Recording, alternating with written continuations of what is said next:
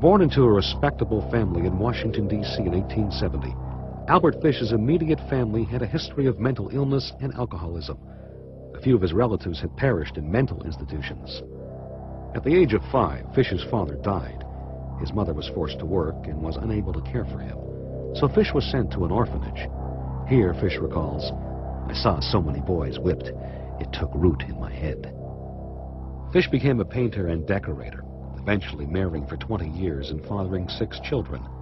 But when his wife left him for another man, leaving Fish to raise the children alone, he began to dangerously unravel, his madness fueled by a growing interest in cannibalism and religion. Fish began to indulge in raw meat at dinner, often serving it to his children, who would later testify he would do this on nights when the moon was full. Though he was said to never have physically abused his children, he did encourage them and their friends to pound his buttocks with a self-made paddle studded with inch-long nails.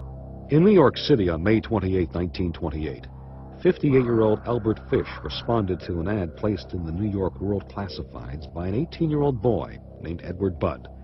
The young boy was seeking employment. Fish, a house painter, deeply religious man, and father of 6, paid a visit to the Budd family at 406 West 15th Street, under the pretense of hiring Edward to work on his farmland upstate. On the day Fish appeared at the Budd residence for the first time, he stood bearing strawberries and pot cheese from a German deli. He appeared to be a kind, gracious man, white-haired, slightly feeble, and even genteel. Fish could have easily passed for someone's grandfather, but this was not your average grandfather. Edward Budd was thrilled at the prospect of summer employment with the affable old-timer, and Fish quickly earned the trust of Albert and Delia Budd. Once Fish laid eyes on 12-year-old Grace Budd, he had a diabolical change of his ghoulish heart. Enchanted by the small girl, Fish quickly switched gears and promised Edward that he would return in a few days to bring him to the farmhouse. Fish then insisted on taking Grace along to his niece's birthday party later that night. The Budds, reluctant at first, finally decided to allow Grace to go along with Fish. They would never see their daughter alive again. Fish underwent psychiatric evaluations off and on throughout his lifetime. Doctors would later diagnose Fish as having an abnormal psychopathic personality, with a hint of early senility. But he wasn't considered to be insane. It would be 4 more years before the whereabouts of Grace Budd would be discovered. The case was resolved because of one last haunting letter scribed by Fish. But this letter was not intended for a lonely widower. It was sent to Albert and Delia Budd, whom knew a loneliness of a much darker strain. The letter read, "My dear Mrs. Budd, I called on you at 406 West 15th Street. Brought you pot cheese, strawberries. We had lunch. Grace sat in my lap and kissed me. I made up my mind to eat her on the pretense of taking her to a party. You said yes, she could go. I took her to an empty house in Westchester I had already picked out. When we got there, I told her to remain outside. She picked wildflowers. I went upstairs and stripped all my clothes off. I knew if I did not, I would get her blood on them. When all was ready, I went to the window and called her. Then I hid in a closet until she was in the room.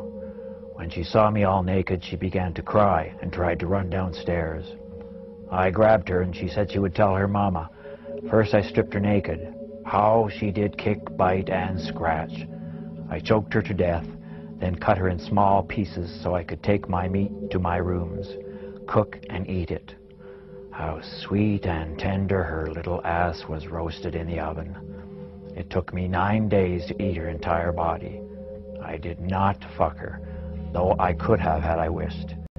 She died a virgin."